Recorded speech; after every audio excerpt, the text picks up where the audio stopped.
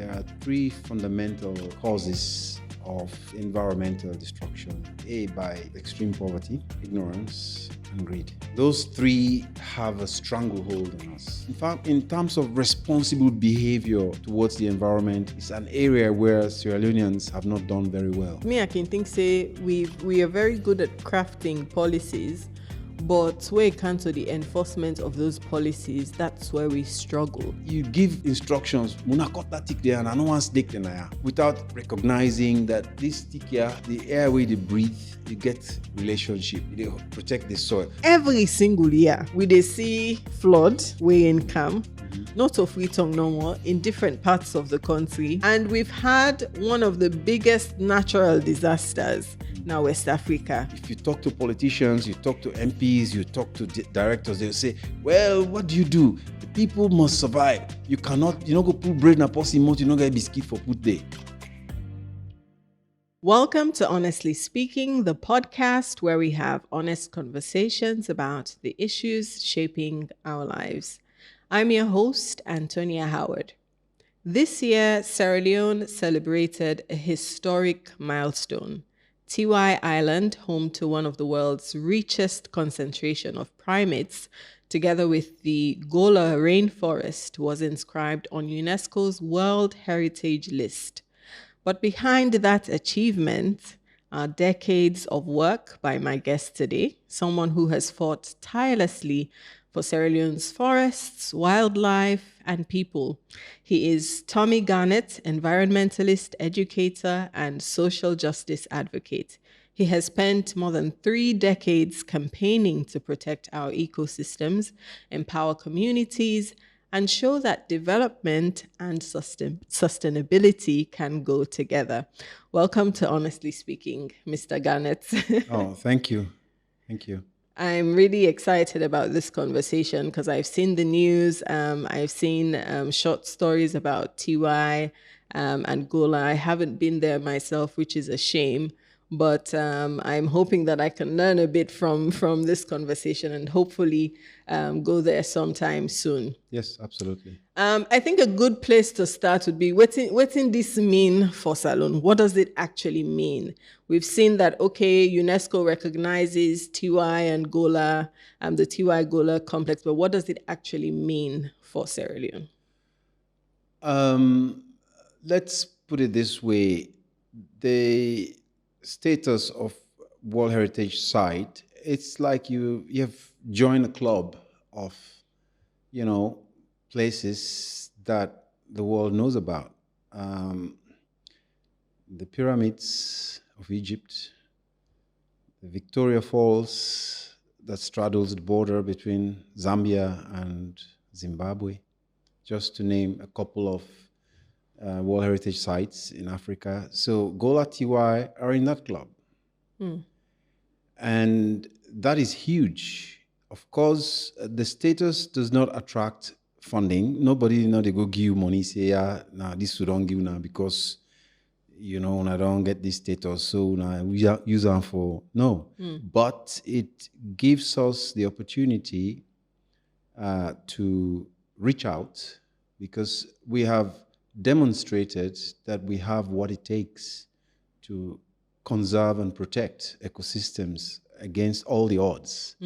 It's, as you said, it's taken 40 years in the case of Gola Rainforest. And for us, I started working on Tiwai in 2001. But Tiwai already existed before that as a research station, and then later on it was declared a sanctuary before the war. So, and then all of that collapsed. So the process leading up to the status could be akin to like doing a group PhD. You really have to dig deep and come up with something, identify the real intrinsic value of these places. For example, to get World Heritage Site status, you have to have something that nobody else has. As they call it, the outstanding universal value. If everybody else has that, if other World Heritage Sites have what you have, you're not going to qualify. So finding that special element, which in the case of Tiwai was the highest diversity of primates, some kinds of fish species in the Moa River that you find nowhere else. And also, I think the fact that the community people who wanted to farm that island and just dig diamond and cut all the trees and just as we do everywhere else, suddenly realizing that they own a gem. And over the last 20 years have seen that they're getting money, they're getting opportunities, projects are coming to their communities, they're making good friends, ambassadors are coming, ministers are coming. We have at one time, even the vice president of Sierra Leone came to Tiwai when the facilities were being opened in 2006. And all of this just for a forest with a few trees and monkeys. So suddenly, they were already in awe of this fact that these people come all the way from Japan, America to come and see monkeys. And then now with this status, I think it brings home the importance of conservation, not just conservation in the Western sense, but I think the people themselves, we get them bush, therefore realize, say, this, if we spoil them, we don't lose this forever. And that's a very important thing when we talk about conservation. We don't often think about what an asset we have in Sierra Leone in terms of land, in terms of biodiversity. And it's intriguing to me that the community realized that and decided to come on board to help, support. But I wonder why it took us this long to get to this point. Why is there a reason why it took us this long to get UNESCO to notice this place? Yes, first you have to get on the tentative list. It's like having your learner's driver's permit. Right. And then you will have to do the tests and learn and be able to drive and prove. So the getting on the tentative lists, not big deal. In fact, that happened in 2013. So there were 4 sites: Gola, Tiwai, Western Area Peninsula National Park, and I think Bones Island.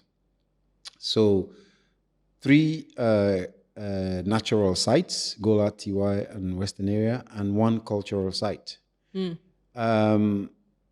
So once you get on the tentative list, you then have to follow a whole, it's a long list of things that you have to do before. That's where the PhD work really starts. So basically, we need to show that we're serious about this. Oh, absolutely.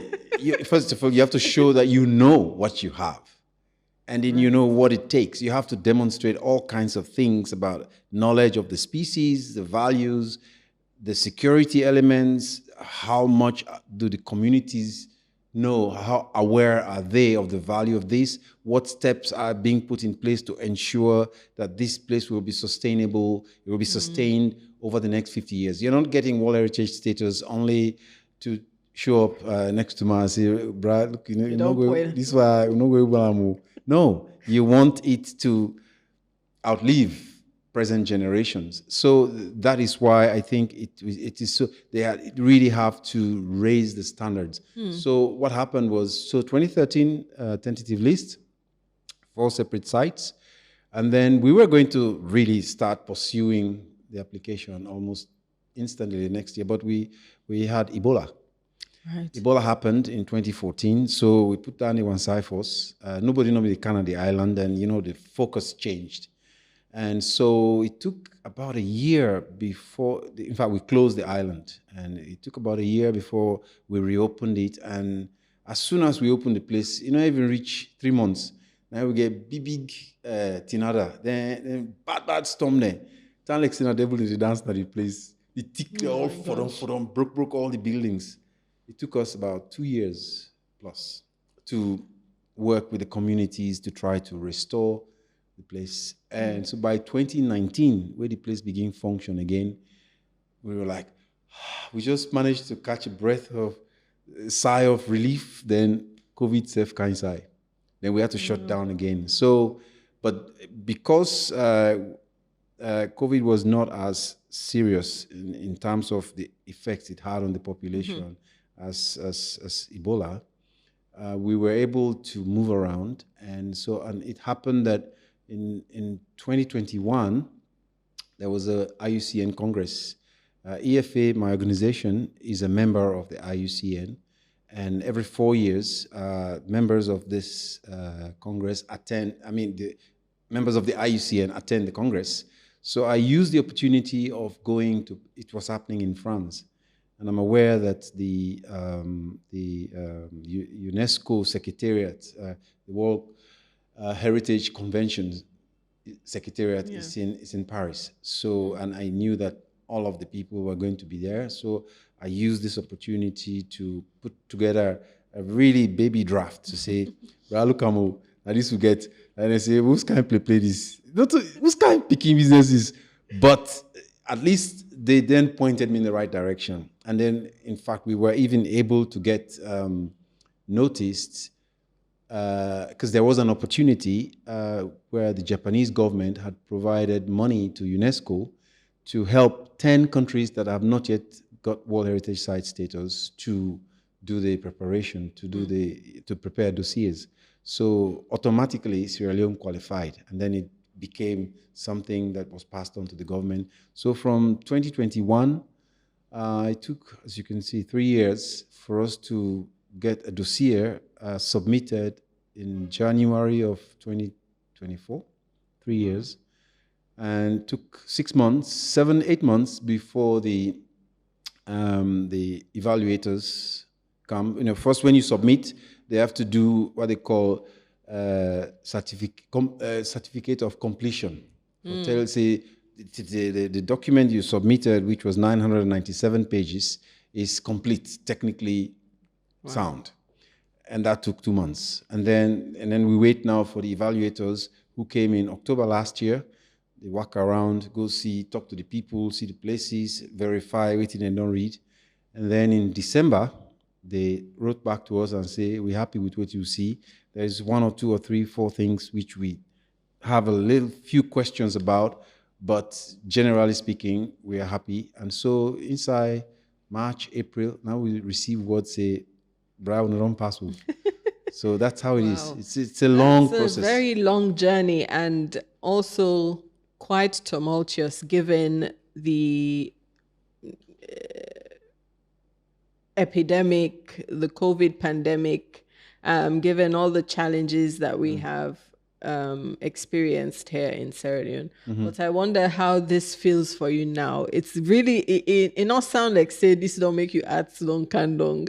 It sounds like this means there's even more work ahead.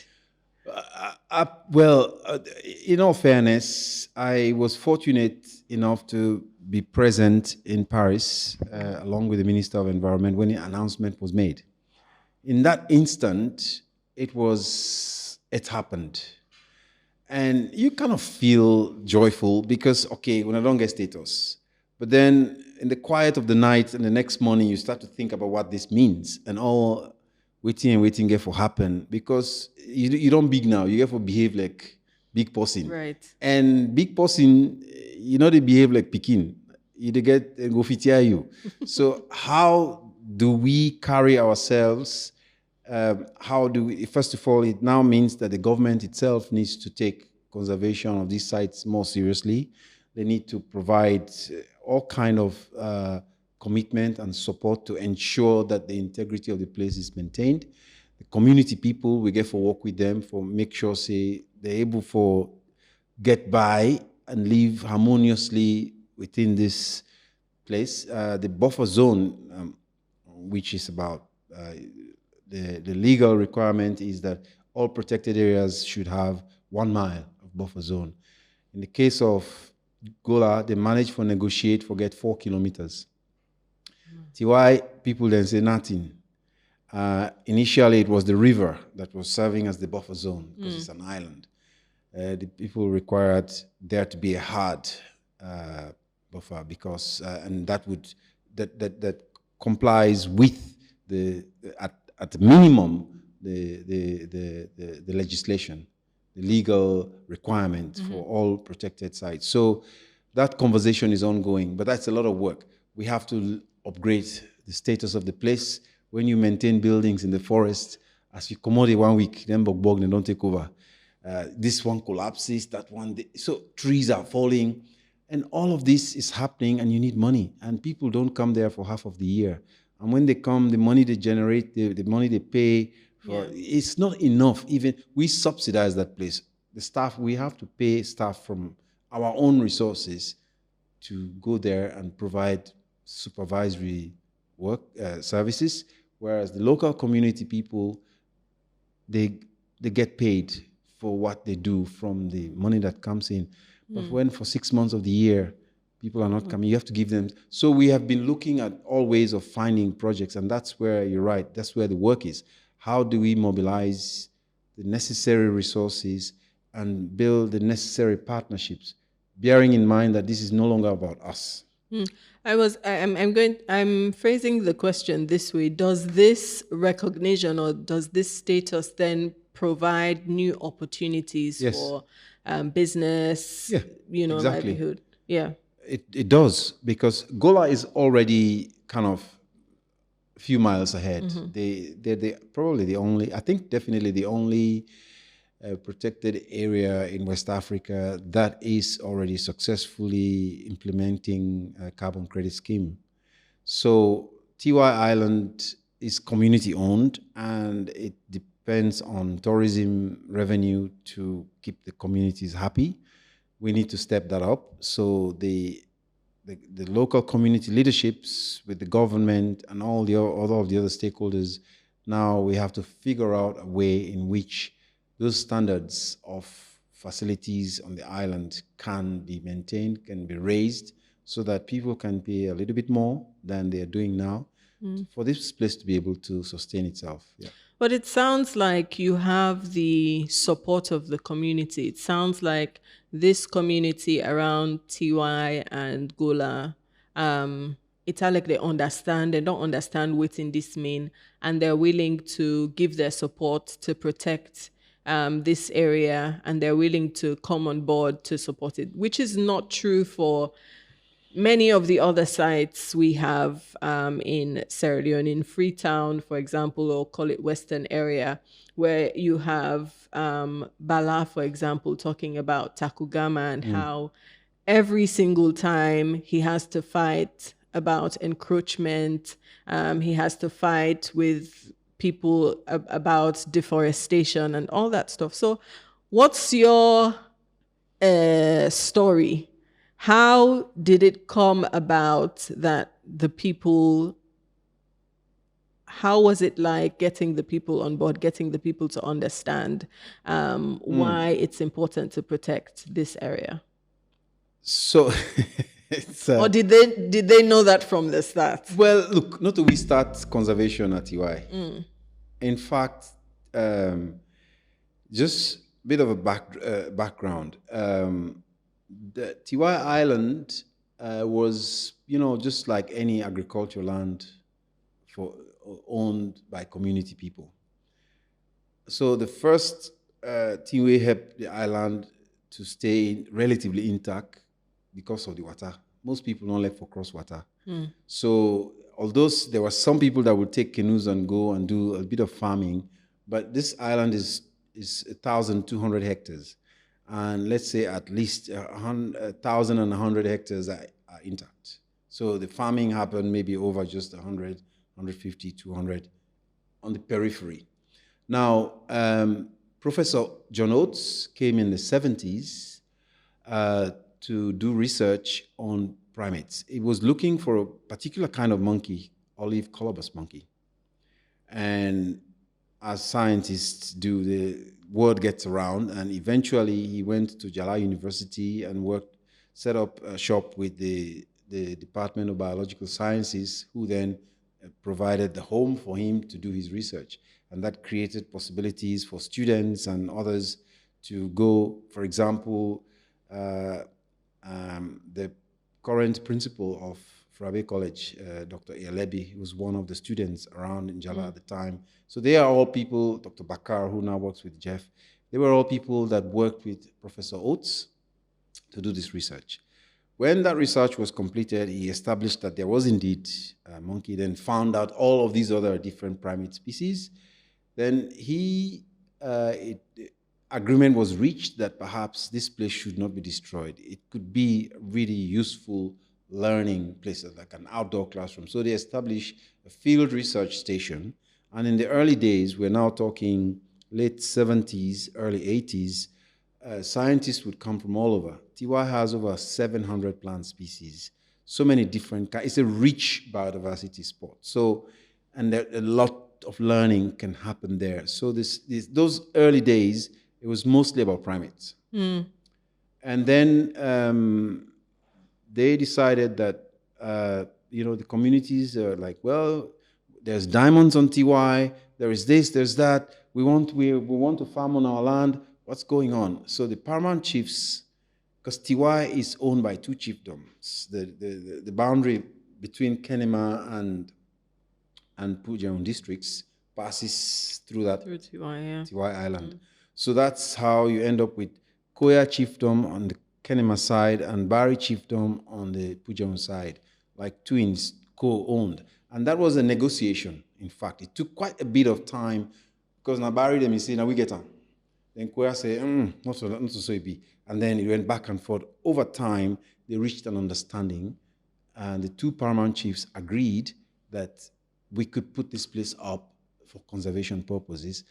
In return, when visitors come to look at these monkeys, or when scientists come to do their research, what money they come will go towards community development. That was a loose formula that was working at the time. But bearing in mind that village, in those days, everybody in one village can fit in one photo. There was no pressure on land, and nobody knows in BC but the island. As long as they come, they go to the island. But then over time, I think when the decision was reached to have it transformed into a sanctuary, it was like gazetted. It went through Parliament. I think it was in 1987 that Tiwai was gazetted as a wildlife sanctuary. So then a management plan was developed, which would have taken account of all of the issues, community questions, blah, blah, blah. And then before implementation of that plan, Aniwa begin. So, and everybody was running for their lives. So that plan wasn't implemented. All of the communities around Tiwai, they went into refuge or other side. So in fact, during those 10 years, the island was almost depleted of the primates. Now they go kill them, monkey them for Kergo, Liberia, for Gusel. You know, Liberians love monkey meat. So hunters will come and stay there for, shoot maybe a couple of 100, 300, and then dry them, smoke them. It was a big, big trade. Then, how did we come into this? Because after the war started, it was like conservation done. I mean, there was, as you know, the whole country breakdown of law and order. Yeah. And then when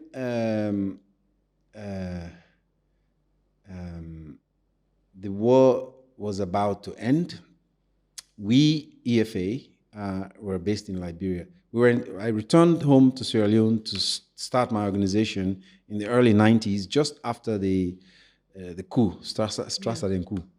Then in 95, we set up shop. Then 96, I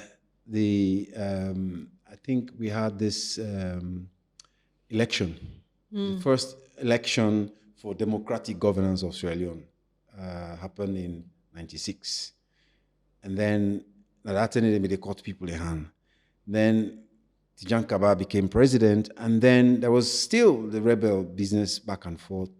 Then May 97, big attack happened where even the whole government gave for Transfargo, Liberia. Yeah. We all had to leave. So I didn't go back to Europe.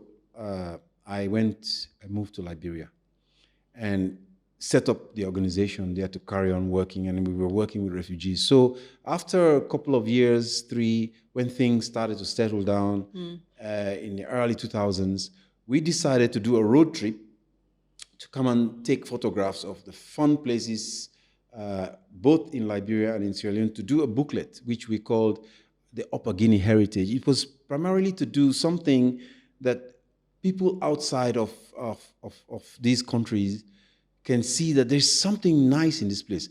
my children were growing up in Ireland at the time, so I had to go there every 2, 3 months, and I'll go. They'll invite me to their schools to come and talk about this guy is from the war zone, have you blood diamonds type stories, they expect, and then you say, well, look, there's people living their normal lives. It's okay. There's war, but it's not like everybody's involved. And then the impression I came away with from those schools is that we have to tell a more positive story. If you go to a class and ask, when you hear the name Africa, say one word that comes to your mind. Now, so bad thing and everybody talk. Disease, hunger, starvation, war. Then somebody will have me beginning will say, nice beaches.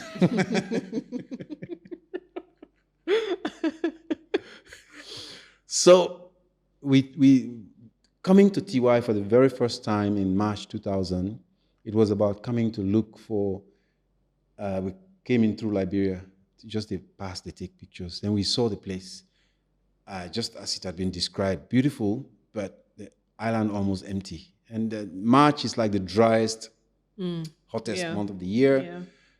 The forest was really silent. Now, so cartridge they would go and pick Nagron. We saw that 2 of those massive trees, there are trees which are bigger, the base is bigger than this room. We don't cut them down and don't begin. So the logging had practically started. Community then want for come farm on the land because they were also now returning. Yeah. So we went there. Now look, Tiwai gets. So like this is after the one. I there's something important you said. You say so obviously where the war starts, where the war begin. It's like the end of law and order. All man they do it in the ones. And I just think whether Dande Naindo influence we approach to conservation today, because I look at it as us not. I don't know what used to happen before within Ibn Talek before the war. Did we care about the environment that much? Has our ignorance worsened over time, over 30 years? Or has it gotten better?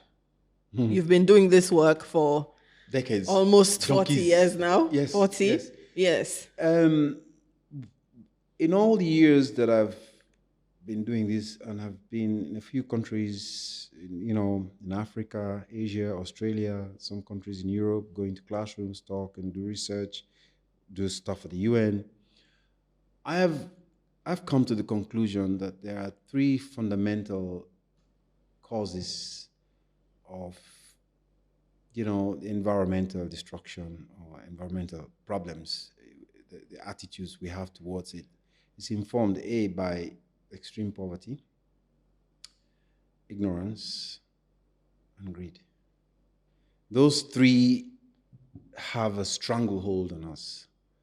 So it's not like some people are not aware, but they're greedy.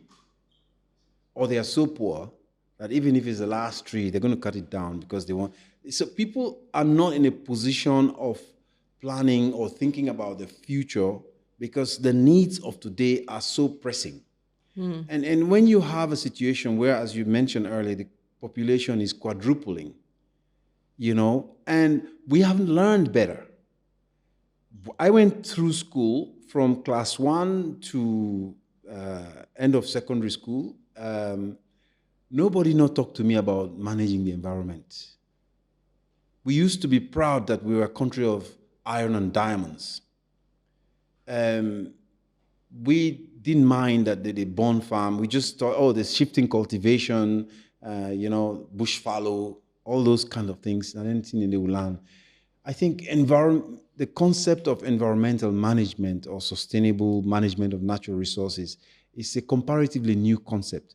And as I mentioned to you earlier, the vast majority of people, 60, 70, 80%, now people then we carry on doing waiting them papa and mama then and then grandpa and granny them they do from that time. Okay, they need money to buy mobile phones now, so they have to destroy more in order to get those monies to buy bikes.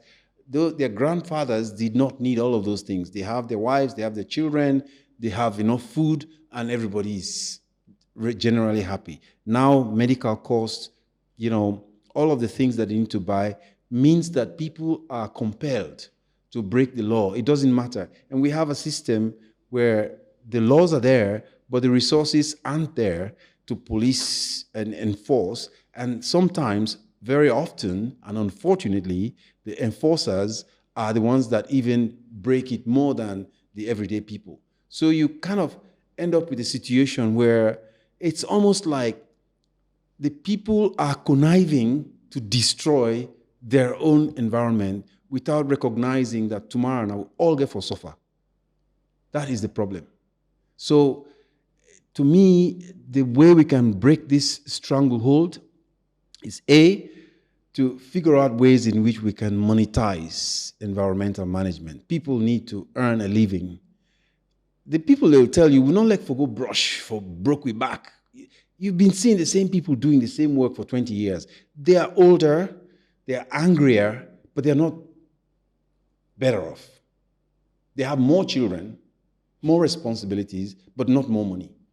Why? And they don't pull all them forests there. You see, so, and you can think about it, right now, the time I was little, Salone being get 2 million people. Now we are It's about 8. The projection is that by 2050, in 25 years' time, we go down, they reach 12, 13, 14. And the land isn't increasing. No, it's not. Rather, In fact, it's the sea, coastal erosion, and the degradation, all of these things are happening. So it's like we need to accelerate the learning, the efforts, the investment of time and resources in changing the attitudes. We really, really need to think outside of the box.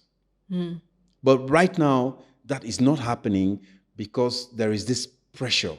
If you talk to politicians, you talk to MPs, you talk to directors, they'll say, well, what do? The people must survive. You cannot, go put bread in a possum mouth, you don't get biscuit for put day. But nobody stops to think. At the end of the day, these very same people where they born Pekin, and then Pekin and get for suffer. Why can't we take the bitter pill now and try and look at ways in which we can say, no, this no, this no, this no. Yes, yes, yes. And start to get people involved in managing better. We've not reached that side yet, unfortunately. Will better policies help us? Because me, I can think, say, we are very good at crafting policies, but when it comes to the enforcement of those policies, that's where we struggle. When you look at what exists now in terms of the policy framework, in terms of the legal guidelines that we have for conservation or protection of land, areas that have been identified as areas worthy of protection, are we at a good place where those laws would help us not cry 50 years down the line? So, law enforcement is about resources. Let's take an example. The National Protected Area Authority, which I happen to be the chairman of the board of the National Protected Area Authority. So I'm aware of its creation. It's been around 10 years and the circumstances that led to it. This authority has a really sacred responsibility for managing the balanced ecosystem we call protected areas. The average, there are maybe about 700-800 game guards around the country. I think the average salary for each one of them maybe 1,000 to 300 leons. And I don't know what else. They don't have equipment. They don't have this. The managers, they don't get. I mean, basically, the authority not get all the resources we need for do an effective job. That's one. Then secondly, these guys have to go out there. Then you have also on the one hand, you have the people to protect, then you get the one that with the poil. So very quickly, the one that with the poil, they have nice Pajeros, they have nice Jeeps, they have, they have money, and then very quickly, these guys get compromised. So they look the other way. And that looking the other way has led to, the encroachment that we're seeing now, to the extent that people who are in authority are also complicit in this problem. So I think it's gone beyond just. We have a lot of nice, really good, strong laws. Enforcement of these laws is a problem. If you arrest somebody today, and I have been involved with arrests, within minutes, you're getting a call from so and so, highly placed. And you're wondering, well, I understand it's against the law, but this is not the last time. Every time is the last time. And very often, some of these guys who are there to enforce, they're afraid. They want to keep their jobs. They don't. So we end up in a really vicious cycle. And that cycle, we need to break it. Right. And if you been careful, shape the responsibility now, because from which you don't talk, whilst the policies exist, the institutions meant to enforce these policies aren't necessarily empowered to do their jobs. And you also have, on the other hand, we the people there, we get influence. Yes. So most of the time when we have a conversation on this podcast, this is a question I ask, like, where does the responsibility lie? Or now, if you have to share that responsibility, Uda gets majority of the responsibility. And what is our own role as citizens? We are all of us responsible because we're able to respond. Take the example of waste. You go all over, you see plastic. Some people, they up the hill, then they go through the dirty anyhow. We're in Karango. I mean, we all grew up in homes, but not all men get the same training. Some people grew up with good training. Unfortunately, the majority of people where they grow up now, nobody no get time for begin tell them how to behave. So, in fact, in terms of responsible behavior towards the environment, it's an area where Sierra Leoneans have not done very well. I have been shocked to find out that people in the legal professions, in other professions, really well-placed people where you respect a lot, they know so little. And if environment business na all man business, you give instructions, munakota tik there and I no one stick there, without recognizing that this stick here, the airway they breathe, you get relationship. They protect the soil. All of those basic information way for help we for be responsible citizens when it comes to stewardship of the environment, we not get that information there. So a lot of people make decisions. That's not make us say ignorance is a key part. Some people they know better, but they want that Pajero or they want that Motokade or they want that opportunity there for get 100 bags cement. So they're going to look the other way and say yes. So we are compromised, basically. And I feel that if we put the blame on one side, it's not fair. It takes two to tango. So I think, now we all get for grab together and say, you do so. Mm. So how do we get ourselves out of this space of ignorance? Because that's also one of the big culprits. I know that's part of the work you do at Environmental Foundation for Africa. Mm-hmm. And the question is, how do we empower citizens? How do we empower the ordinary person with the work on the street for understand in connection with the environment, what he need for do, what he not supposed for do? How do we do that in a way that the information spreads across the country? We need to change the culture. We need to do something massive that touches everybody in some way.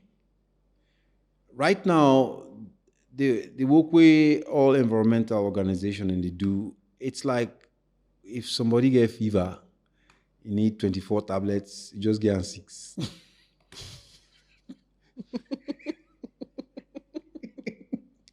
Because then they don't die. You go for postpone the die. Because with that 6 tablets, if you're not better, left to you, now for try again. We need to change. we have to figure out a way in which we can come up with an affordable, cost-effective But way and involve everybody. And there's ideas. do you think people don't know? If you say people don't understand, I ask this question because every single year we dey see flood wey in come, not of Freetong no more, in different parts of the country. And we've had one of the biggest natural disasters now West Africa, where Motome, where the mountain fell, where the mountain collapse. Yet, if you go Motome today, that place Usai almost 1,000, if not more, people lost their lives. Usai people then die. You would see that it's how like people don't forget, and the scar is there. Anytime where you dey pass, you would see, you go must recognize, say, something catastrophic happened here. So, I don't want to accept, say, people don't know. Well, There is a bigger force other than ignorance. yes, there is a bigger force other than ignorance, but there's also, we talked earlier, say, we behave like addicts. Look at the Kush epidemic, all right? But long before Kush, you tell you where they grow up, every neighborhood get you omole soccer. We don't drink omole, then sansan.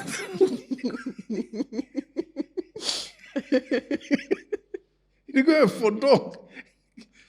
Wounded self. Every neighborhood being your own drunkard. Okay? We just accept them. That man in a omole soccer. You don't. That's your label. They die.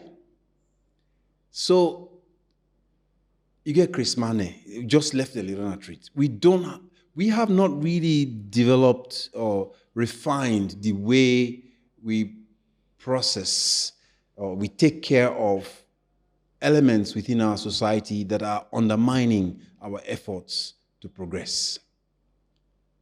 There is a lot of high-level thinking going on in the ministries, in the president's office, in all these places, the donors. We've had donors here for donkey's years. They poured a lot of money into this country. But you have certain things that are going on the ground, in the communities, that are creating the holes. So when you pour this water, this aid into the drum, it's just wasting. Without any able. So I think that ultimately, it's not for want of policies. Of course, resources are short, and government needs to prioritize. But I think at this point in time, there's no one single donor that is going to be able to fund restoration of Sierra Leone's environment. In fact, it should not be that way. The Sierra Leone people themselves need to sit down. We need for sit down, look, say, what we will do. We all, from Peking to big one, let we fix we country. We need to figure out a way in which we can try to get that culture integrated into our psyche. Is there I consider Tiwai and Gola for be the pilot, in the sense that I am really I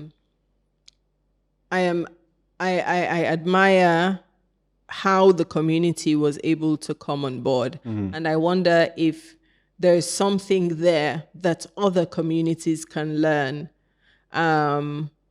when it comes to garnering that support, community involvement, and collective ownership of forest reserves,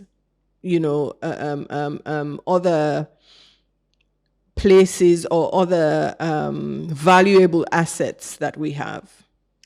The very first thing that comes to mind is the issue of ownership. All of the Tiwai communities, they will tell you, the Wajimi Omia, this bush and we get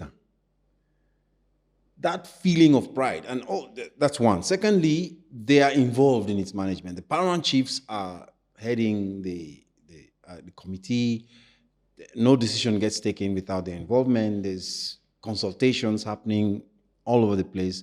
So Mind you, not everybody is happy. There are some very unhappy people, but the majority of people, as you say, understand that this is a good thing and they have begun to see the benefits and they are accruing by and by. In the vast majority of communities, especially in the capital cities where we see the worst abuses of nature, the sense of ownership is not there. Yeah. If you go to Comfort Bridge, we've been doing tree planting and stuff over there. It's like a sea of charcoal production sites. If you ask the people, who's on a commot? You get people who come on Moyamba, Roti Funk, Cambia, all those different places. The local people, then they just facilitate. These guys come to work for them. It's like slave labor. They don't have any feelings about what they're doing. No feelings.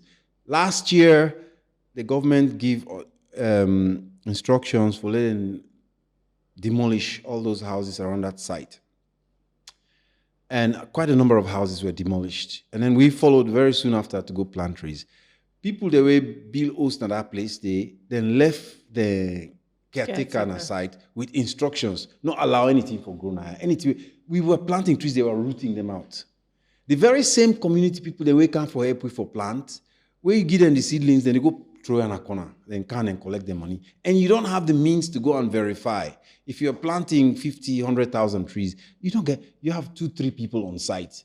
The idea is that you are expecting that we all want this to happen. Unfortunately, no. Those people, they only care about money. Then boss man don't give them something, don't give them instruction. Then you don't care, you say they give. So they will take the money, then pretend like say, then they work for you. Then also they have to do their boss's bidding. So everybody is taking whatever they can to get by. This needs to change. Yeah. So what values then should we be instilling or practicing if we want future generations to think differently about the environment? Because this generation, I think I share your skepticism. Anybody who don't pass 25 is not a lost cause, but they're potential contributors and collaborators. But mind you, about 30 to 40% of the population are picking them. So, and that's a sizable number of minds to mold. After the Motomé disaster, we came up with an idea. Because within days, you realize that donor money and all these things coming for years hasn't made a difference to the environment. It's getting worse. So maybe the answer is not more money. The answer is people standing up and trying to do things so that if other people come for help, they really, literally only helping, not paying for it. So we thought, okay, what could we do that would make a difference? We introduced this concept of let every child plant and care for one tree. Let it be a national program which is supported by the president, by everybody, MPs. We even got the opportunity to make a presentation in Parliament in 2018, a year after the Motomé disaster. And unfortunately, COVID came and the idea died. But we had gotten to the point where it was practically on the verge of being introduced as a concept. Because it's not about donor going to give you 1 billion leons or what, it's about every school child. There is a forestry department, in the whole country you get forestry officers. Now there's Environmental Protection Agency, they have agents all over the place. There's all these NGOs, children's NGOs, food security NGOs, water and sanitation, environmental. We have what it takes. It's just that we have been used to compartmentalizing. If you know what a well no do, I don't know what you think about. You don't see how your water well digging can contribute to. And I think that that's where the conversation needs to move. How can we utilize the human capital-intensive resources that we have presently and utilize the massive pool of labor where we get for fix the problem? We are looking at it purely from a project mentality. So the UNDPs, the World Banks, the IMFs, and all these people, the EUs, they're like, Right. But it seems you're hopeful. And I think part of that hope comes from this recognition that we've received and perhaps the work that you're doing with AFA, empowering communities and children in particular to take care of the environment with the knowledge they need to move forward. But what would you like to leave Sierra Leoneans with, people who are listening or people who are watching? What message would you like to leave with them? Yeah, love. I think the reason why we're seeing so much wickedness, not a wickedness, not just carelessness and rubbish everywhere and, trashing everything. You can't do that to something that you love or someone that you love. And, all right, we actually struggle to love one another because most of us don't even know about love. You don't know how to love yourself, let alone love somebody else. So that's one. And if you love yourself enough, then you will start to understand that you are a product of Mother Nature. We dey inside mama in belle na the navel, na in the sustain we. We come on the mama in belle na this navel. This umbilical cord becomes the breath. How many of we they even member for? They think about the fact say with a blow go up and canon. Pass no more person get chest problem. When they go for medicine, it's all side on block panel. So I think that if even 25% of Salon people take this seriously, that is a really solid basic foundation for move forward with. That you can only protect what you love without, they wait for right project proposal for there, you can't protect your family. You love them, you will give your last because you care. Do we feel the same for our environment? Do we feel the same for our beaches? Look the way they don't pull outside. You see people get dressed up, really expensive stuff, then go to a beach. They just throw away roast beef stick, this plastic, they trash the whole place. They value their own stuff. This thing we God don't make, no respect. I think we need to start with love, with respect. If we start to love and respect each other, there's a good chance, if we start to love and respect ourselves, there's a good chance we'll respect others. And the more we respect others, the more we begin to notice that we are all children of one creator. And God don't make them fine tea, I don't give it. But we know they pay attention to them. We don't forget about them. Pass away, some man go to church or mosque, think about that. We see commodity and go born in charcoal. Thank you so much. I think that's a very good message. And I hope that people who are listening or watching this episode feel the need to pay attention to these things. If not for we self, no more now, for we picking them, for our children, for our grandchildren, because this is the only thing that we are sure that they would inherit when we're no longer here. So thank you. And that's precisely why we need to figure out a way in which we can create enabling conditions for children to fall in love with nature. Absolutely. Get them out there. Try it. Promote it. Even you don't pick in there. Let each one plant one tick on side. Let do clean, they take care of them. Yeah, absolutely. Yeah. That's how it starts. Yeah.